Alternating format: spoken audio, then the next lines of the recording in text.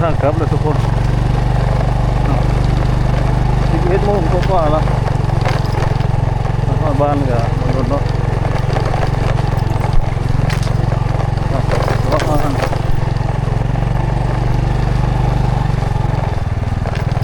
เยี่ยม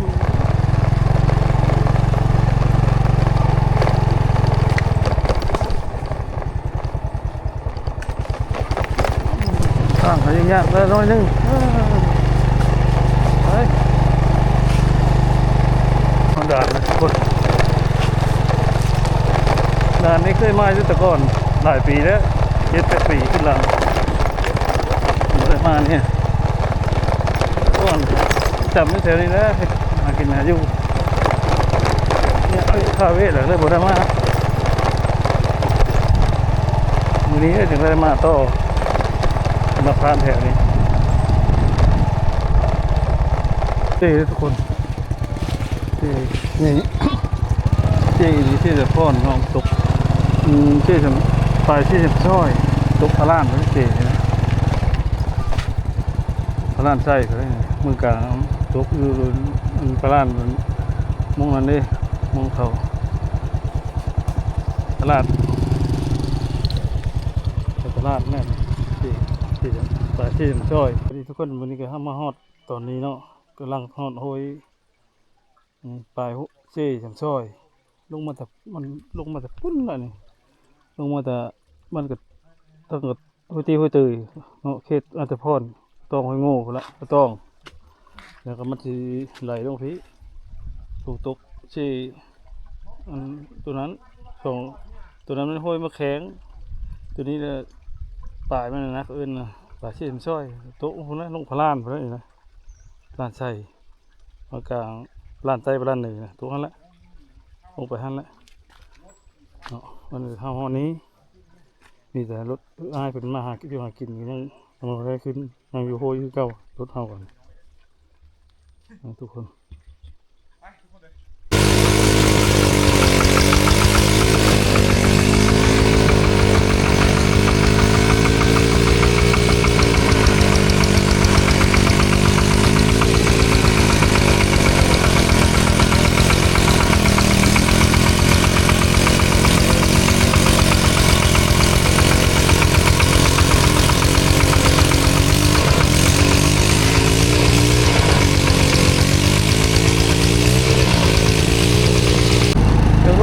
ท่านพระมามีพระข้าไปเชื่อหรือจะเรียบตัวล้อทุกคนขึ้นมาที่กับบนคนบกประมาณ3 กิโลนี่แล้วแล้วคนบก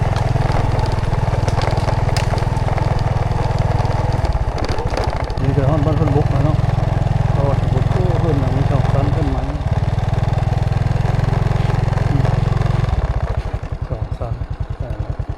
กาขึ้นอยู่อะไร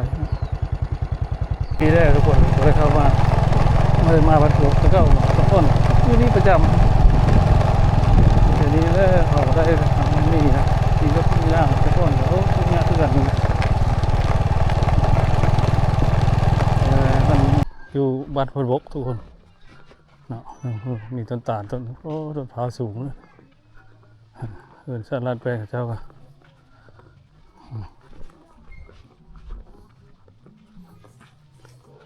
พนบกกระแสน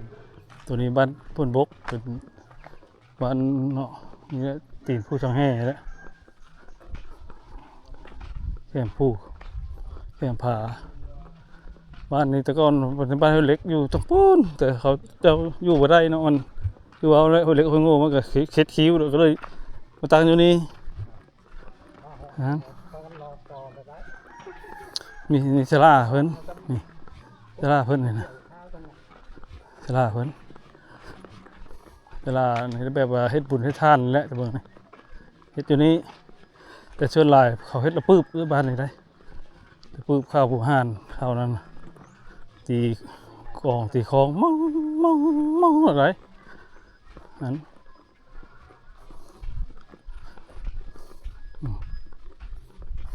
ดิตอนน่ะเพิ่นบ้านละหยังไปแบบนั้นนะ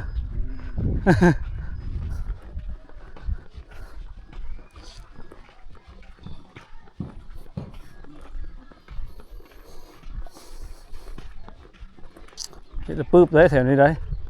เขาเฮ็ดละปื๊บได้แถวนี้ได้ส่วนน้อยเนาะเฮ็ดบุญนะเฮ็ดปื๊บแล้วยังแม่ในบ้านนี่ก็ยังเฮ็ดเขาเฮ็ดโหดฮ้อนสบายดีไปเฉลยในบ้าน ใช่เขาผู้ชายอยู่บ้านนี่ 10 ปีล้ำ3 ปีล้ำเฮ็ดโอ่งพยายามมังคือเขาแล้วนี่ในบ้านทั้งนั้นในบ้าน ในเรื่องผู้ชายนะอันนี้พ่อ นี่เป็นเพื่อให้เด้อต่ออีบ่ อันนี้เอามาไว้ต่อเอ้เขาว่า เฮ้ย อย่าว่าพื้น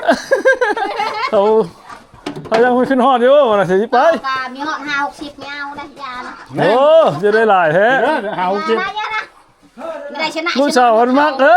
อเลยลงมาพี่โน่นในบ้านลืมกันแล้วบ่เฮ้อ แล้วเลิกเขาว่า มื้อนี้มาเยี่ยมยามในบ้านเพิ่นเอาอันนี้มาคือกึ่ง มันคืออันมันกึ่งแล้วคือ บ้านเราเอิ้นมะเขือบ้านเขือกึ่งบ่ยากได้ภาษาใช่ ได้ไปกันนะ จะ ไปชนะ ไปมีไปเอากับไปคือกันแหละบ้านส่วนบทอยู่แต่ว่ามันคือมาตรฐานครับมันบ่เนาะมันมาแค่นี้ถามแอนในบ้านเพิ่นว่ามีจังหลังคา57หลังคา60กว่าโพนี่ละมันก็ห่างเลยหลังคาเฮิรนเอาไปหัน2 3 4หลัง5หลังนั้นมองหนังแล้วก็มืดหลายแต่ต้องเลิกตะดอง ตะดองไปดง ไปเบิ่งขับรถหน้าแล้ว ดุดหน้าดุดนั้นไม่ได้อยู่โดยเช่า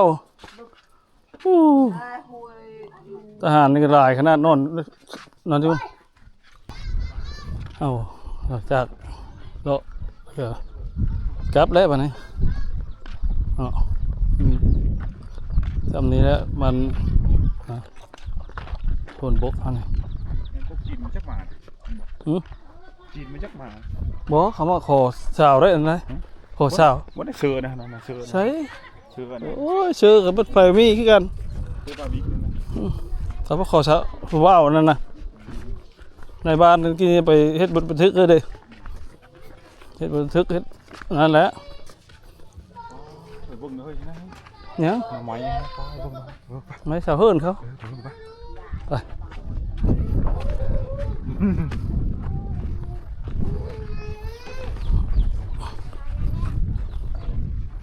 เดี๋ยวไว้สบายเดี๋ยวลูกเต้าก็เฮ็ด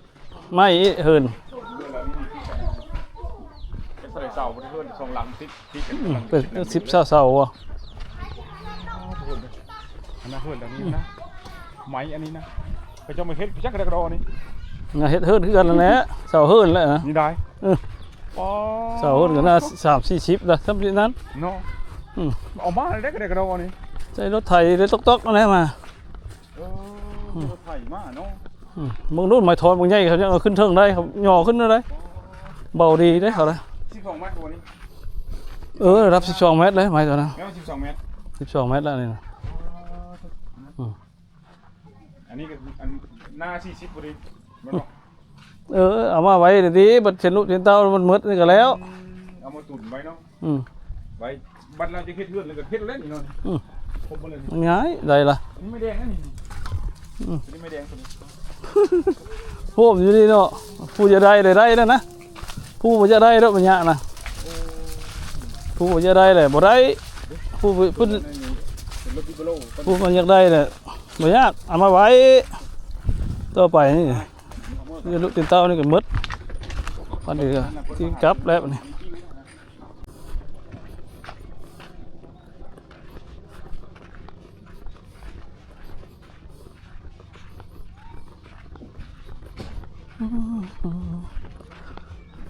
ต้นพาวคนเอ้ย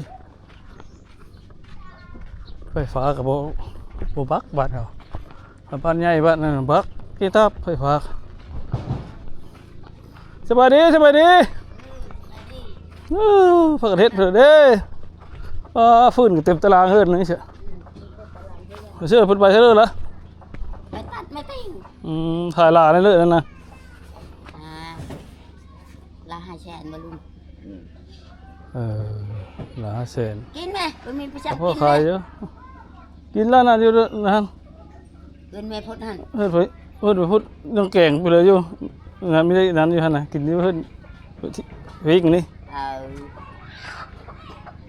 อันนี้มาจันทร์มาแล้วอันนี้ น้ำมอนอะไร อยู่ดีมั้ย ได้จากลูกตัวเต้าล่ะ พ่อ2คนดี เพิ่นได้อยู่ชื่ออยู่บ้านนี่บ่หรือบ่เฮ็ดการ อยู่บ้านนี่แหละบ่มีการเฮ็ดไปอยากจะไปเฮ็ดงานให้งานอยู่แซ่มันบ่มี คือว่าลงเฮ็ดอยู่นั่นแต่ก่อนอยู่ อยู่ใช่ เมื่อที่โปนบ่ใช่ว่า ไป นั่นน่ะ โอ้ยก็ปะเติมเลยแหละ ปลาแล้วบ่ผู้ใหม่อีล่ะ มันบ่มี อย่ามีผู้ใหม่นะ บ่มีหาเฮ็ด หาแต่ว่าโอ้จะมีอยู่ได โอ้ยบ่มีนะ เอ้านี่ได้บอกอะไรบ่ได้ หาไม่ได้ก็เอาต่อเท่านั้นล่ะทุกคนบ้านนี้ก็เนาะเฮามาถ่ายคลิปอยู่บ้านบนบกนี้สำเร็จแล้วแล้วก็วันนี้เฮาสิกลับแล้วบัดนี้ตอนนี้ทุกคนเนาะโชคดีอยู่ดีมีแห้งเข้มแข็งเลยอัน FC ทุกท่านเนาะขอให้ปลอดภัยจากโรคภัยไข้เจ็บเนาะให้สุขภาพเข้มแข็งทุกคนเด้อบ๊ายบายสวัสดีตอนเช้าทุกคนยินดีต้อนรับสู่ช่องเกิดมีเนาะมื้อนี้เฮาสิเดินทางไปพุ่นละไปชนบ่ไกลไปบุญกระบอกใหญ่จุดชมพุ่นงามจะติดตามรับชมไปนำกันเนาะอันนี้มันสิเป็นอะไรบุญกระบอกใหญ่มื้อนี้เฮาสิพาไปพุ่นละตอนนี้เดินทางไว้สวัสดีตอนเช้าทุกคนมื้อนี้เนาะเฮาสิพากันไปสวัสดีตอนเช้าทุกคนยินดีต้อนรับสู่ช่องเกิดมีเนาะมื้อนี้เฮาสิพาไปชมมันบุญกระบอกใหญ่หม่องยือบ้านอยู่ชุมพลงามแต่ก่อนว่าสิไปชวนบ่ใกล้แล้วมันโทรหากันแล้วไปรัดกันแต่เมืองไปเอาไปรัดกันแต่เมืองเลยก็ติดตามรับชมเนาะตัวนี้ก็อยู่ในกำลังเดินทางลัดดงลัดป่าไปเลยทุกคนนี่ลัดดงลัดป่าไปเลยได้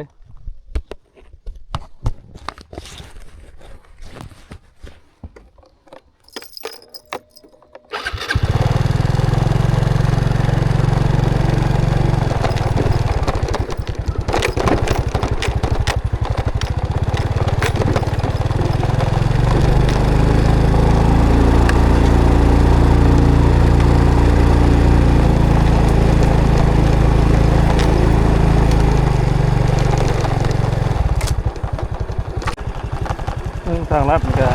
ส่วนวิกส่วนเข้าส่วนวิกเล็กๆเลยนี่มันบ่ไกลทางลัดนี่พุ่นบ่มีพุ่นก็บ่หลายไปทางใหญ่โอ้ยพุ่นหลายทางลัดเฮานี่สบายมากลัดไปเรื่อยๆเอาน้ำทางใหญ่น้ำดำเล็กน้อย